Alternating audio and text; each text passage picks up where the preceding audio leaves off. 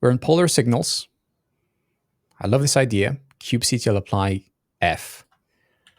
We have here a Kubernetes cluster. It is production, single node, but it's a beefy one. 128.4.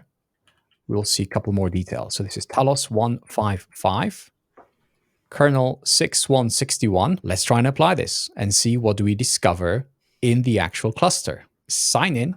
Yes, please. Okay, get started.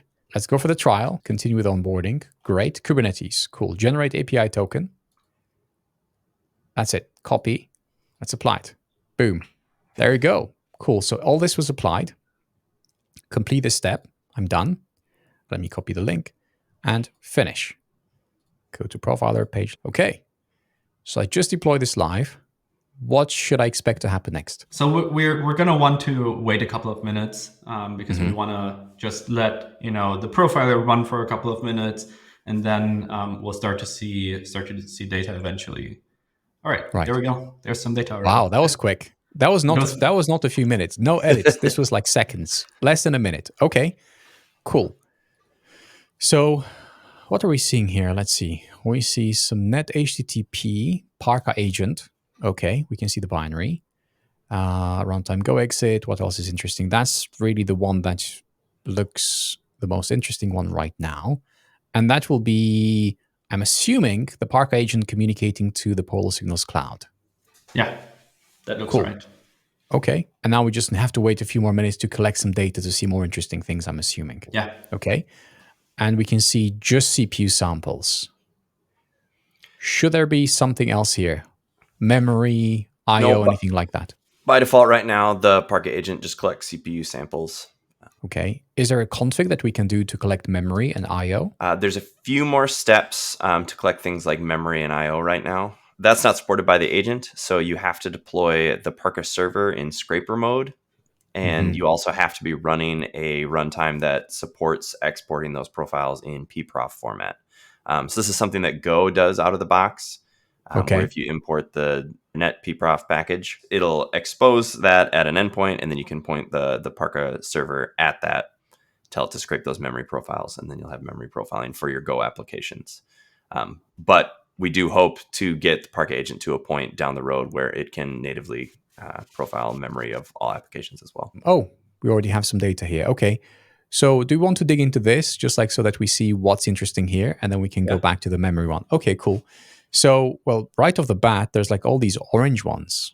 They look significant. So if I click on one, well, we can see here Argo. Interesting. There's quite a bit of there. So how do I read this? Like if I go, like I can see all of these.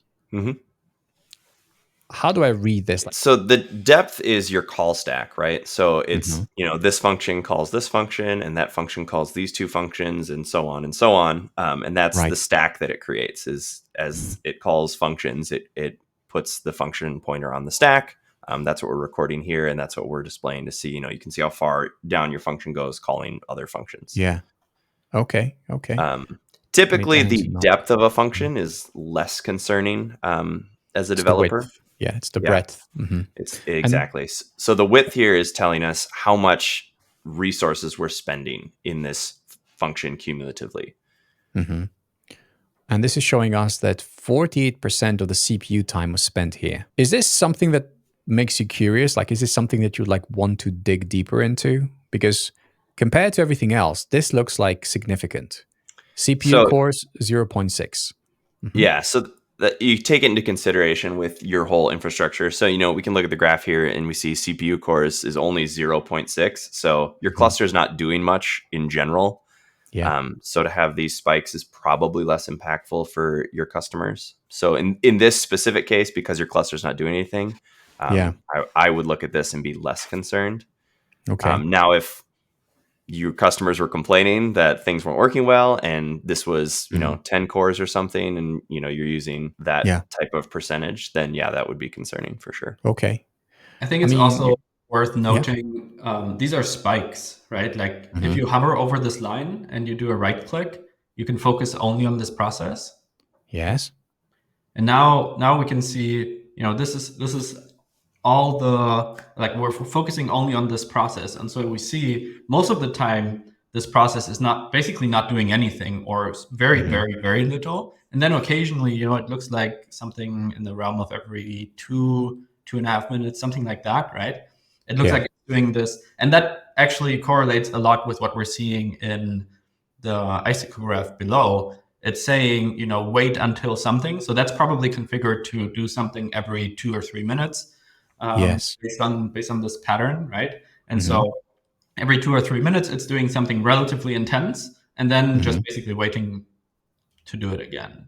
And so you really need to understand the context of the application here. I mean, obviously, I don't know this code at all, so I could tell a little bit about what's probably happening here. But ultimately, you need to understand, maybe this is the deployment pipeline, and it's taking way longer than you would expect to finish your deploy or something. Then maybe that's something that you want to look into. As a matter of fact, we actually did a Let's Profile episode on our own CI/CD pipeline as well, where we figured out that kubectl was not in parallel performing diffs. It's actually very similar to this code that we're looking at here right now, and was just doing them one by one, and that ended up taking a really long time. But it's actually just requests that end up happening, right? And there was no good reason not to, perform at least a couple of requests in parallel. And so, it depends. It's makes sense. Just fine what Argo is doing here, but that's how, you may want to look at spikes in particular. And it also depends on what is it that you're optimizing for, right? If we look at this graph, we're now looking at all the CPU time that was spent over the last 15 minutes. In this case, obviously, a little bit less because we only started recording a little bit over 10 minutes ago. But we see all the CPU time spent across the entire infrastructure in the icicle graph below. And so this is, with statistical significance, a representative view of how are we spending our CPU time on our cloud bill at the end of the day, right? And so if we find something down here and, let's say we can optimize one of the larger visible spans here, that should actually translate into a real cost saving on your cloud bill at the end of the month. If you enjoyed this, there is a podcast that goes with it. Check out pod.gerhard.io. For the full conversation, go to makeitwork.gerhard.io. Until next time.